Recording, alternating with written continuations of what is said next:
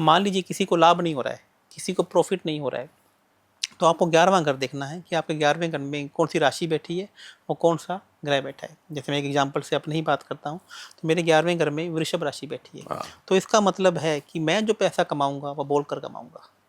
मेरे लिए जो अच्छा बिजनेस होगा वह कैटरिंग का बिजनेस, रत्नों का बिजनेस, या इस पहाड़ों पर जाना। जैसे ही मैं पहाड़ों पर जाना शुरू कर दूंगा तो मेरा लाभ का जो घर है वह एक्टिवेट हो जाएगा। बहुत अच्छा। और पैसा कैसे कमाएंगे, पैसा कैसे आएगा, तो ये आपको दूसरा घर बताता है।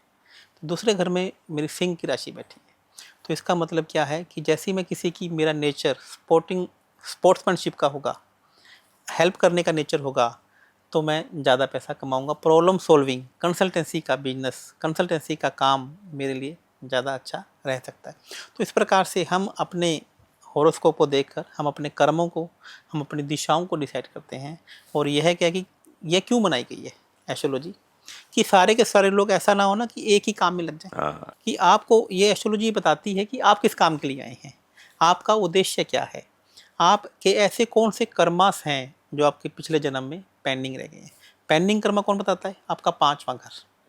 और इस जन्म में कौन से काम को कंप्लीट करना है, ये बताता है आपका 9वां घर। तो यदि हम इन दोनों का संगम बना लें, हमें पता लग जाए, हम पेंडिंग कर्मास को पूरे कर लें, तो कहीं ना कहीं हमारी लाइफ के जो रास्ते हैं वह थोड़े आसान हो जाते हैं और हमें हाईवे मिल जाता है। बहुत अच्छी बात है इन चीज़ों को समझने के लिए कि आप किस क्षेत्र में सक्सेसफुल होंगे।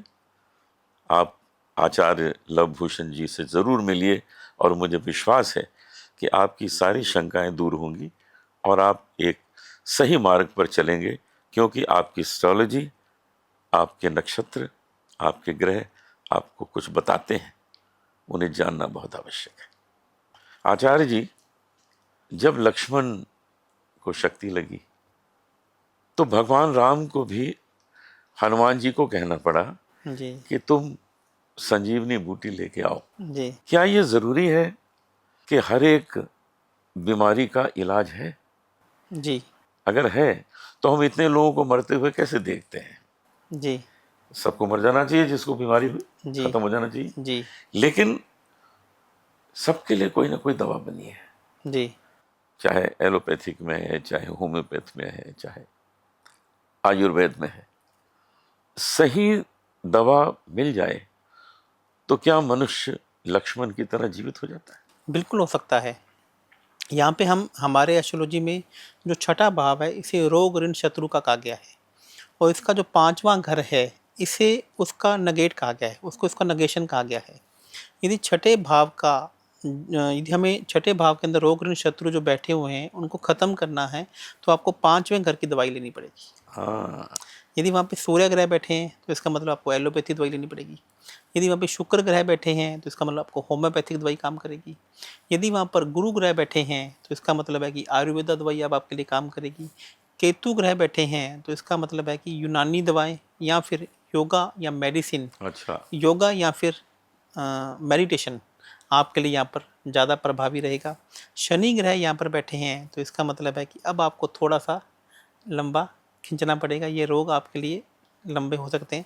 चंद्रमा ग्रह बैठे हैं तो आपके लिए लिक्विड दवाई काम करेगी। लिक्विड। तो हाँ, या और सूर्य ग्रह बैठा, जैसे मैंने बोला, एलोपैथी या फिर टैबलेट की दवाई यहाँ पर ज़्यादा काम करेगी।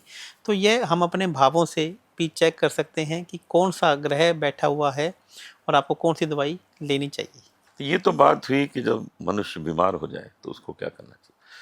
उसको बीमारी ना हो, इस स्वास्थ्य को, इस हेल्थ को मेंटेन करने के लिए उसे क्या करना चाहिए? यहाँ पे हमारे एस्ट्रोलॉजी में एक संजीवनी योग बोला गया है। संजीवनी योग। जब गुरु और शुक्र इकट्ठे हो जाते हैं तो जिनका मूलांक 3 है या भाग्यांक 6 है, या भाग्यांक 6 है या मूलांक 3 है, तो उनको भी एक संजीवनी योग कहा गया है। और तो संजीवनी योग को हम कैसे एक्टिवेट कर सकते हैं? संजीवनी, गुरु मैंने बेसन की बर्फी और शुक्र मैंने देसी घी। तो यदि आप बेसन का चूरमा, देसी घी का चूरमा आप गुरुवार के गुरुवार, शुक्रवार के शुक्रवार लक्ष्मी नारायण जी के मंदिर में भोग लगाना शुरू कर देते हैं तो आपकी कुंडली में संजीवनी योग बन जाता है।